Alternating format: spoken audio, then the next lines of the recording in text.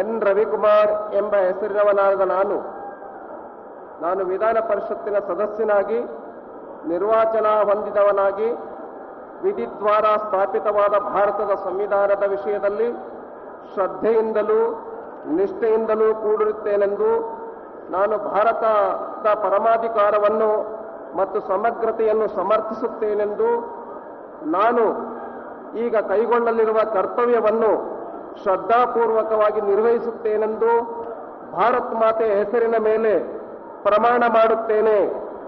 ಸತ್ಯ ನಿಷ್ಠೆಯಿಂದ ಪ್ರತಿಜ್ಞೆ ಮಾಡುತ್ತೇನೆ.